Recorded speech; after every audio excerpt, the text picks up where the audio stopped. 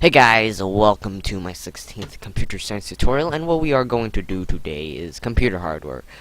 I think we should have finished with logic gates, because that was, I just think we should finish it, and what we're going to do today is computer hardware. Now, if you already know about computer hardware and everything else, you should skip these few episodes, because I will be just going through each individual parts, and in this episode I will just go a very quick overview of all of them. And maybe in the last episode of these computer hardware series area, I might teach you how to build a computer, or make a video of how to build a computer. But you guys some of you may already know lots about computer hardware, and you guys shouldn't be watching this. And you guys can skip these few episodes for now, but if you do not know and that's why you're watching this, then continue watching. Now, like I said, we're doing computer hardware, and I've got this very nice presentation thing of a circuit board. Now, let's get to the first part. Now, hardware. Hardware is basically the physical components in a computer. Now, even a keyboard could be called hardware, or your screen could be hardware, or your mouse could be a hardware. Now, the hardware we're going to be talking about is the things inside your computer. For example, the CPU, the RAM, the hard drive, or even a SSD if you have one. And those things, if you had no idea what I just said, Justin, I'll explain to you later in this presentation. Now, inside these computers, they do a few things, calculations, and make your computer work. Now, if you ever heard of software, I hope you have, it's just basically the opposite. That's why they call it soft and hard. Now, software is just basically the programs in your computer. There are different forms of software, like your operating system, and just programs in your computer in general.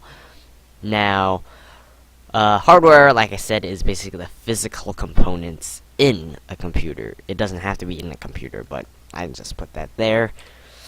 Now we're gonna start by permanent storage. Now, as you should know, computers need to remember a lot of things. Now, such as all the documents and the music in your computer, and everything you save in, like your homework, or even this presentation. But this presentation's saved in cloud, which I'll teach later, cloud computing.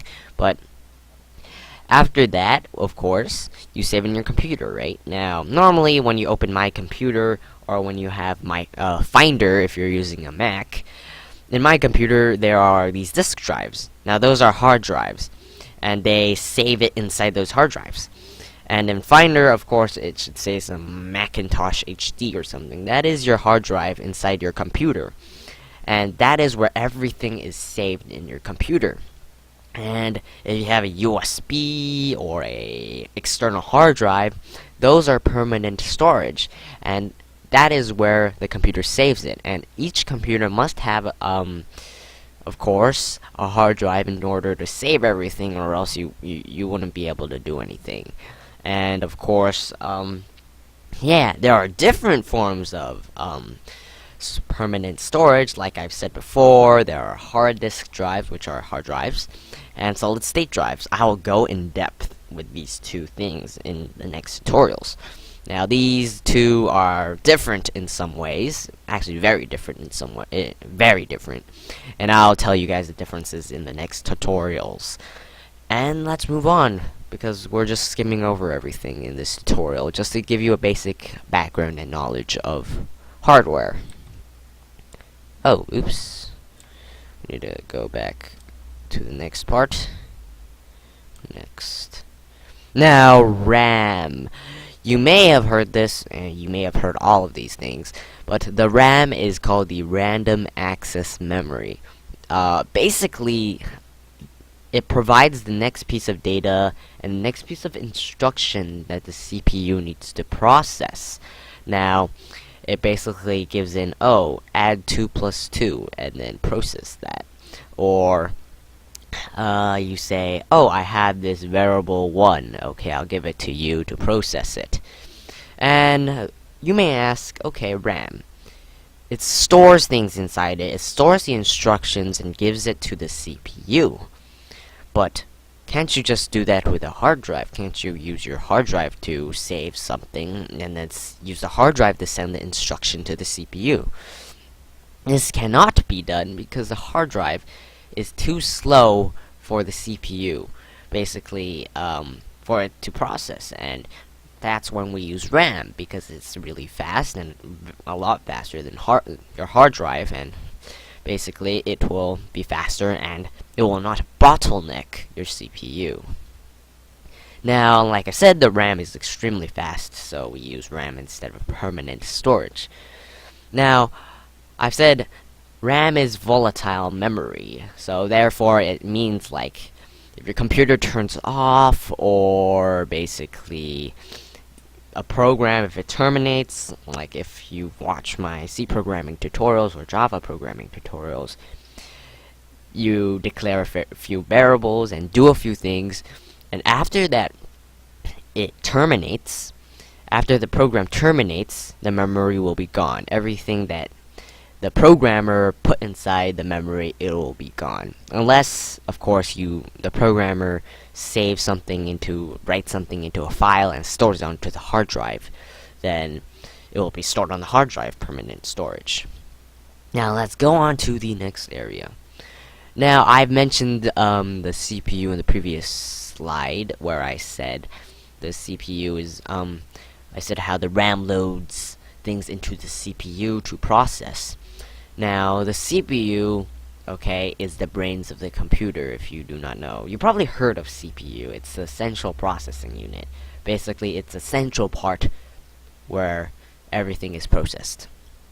Now, the CPU is basically the brains of the computer, like I've said before. It does all the math calculations and everything. And then this is where the binary part comes in. Remember how I told you about logic gates and binary? The CPU calculates everything in binary and in logic gates in order to produce all those math calculations. Now that is why I've told you all that logic gates and all those binary things. Now, a CPU can also be, people might say, microprocessors. For example, in your you may see it inside your oven or inside your tablet or anything. It basically processes lots of things using logic gates and binary, like I've said in the previous tutorials. And if you haven't watched those previous tutorials, I highly recommend it, because it will be pretty hard to catch up and understand what I'm saying now. Now there are a few, they're not parts in the CPU, but basically things the CPU do. They're not physical. Well, some of them are physical. Now, there's arithmetic and logic unit called the ALU. I'll explain all these very carefully in the next few tutorials. And the program counter called the PC, not personal computer, it's called program counter. And the control unit and cache and buses. Now, all of those 5 things I'll explain in the next tutorials. And there is the graphics card, or GPU, but I don't think we really need to know that now, and I'll probably teach you it later. And I'll see you guys next time. Peace.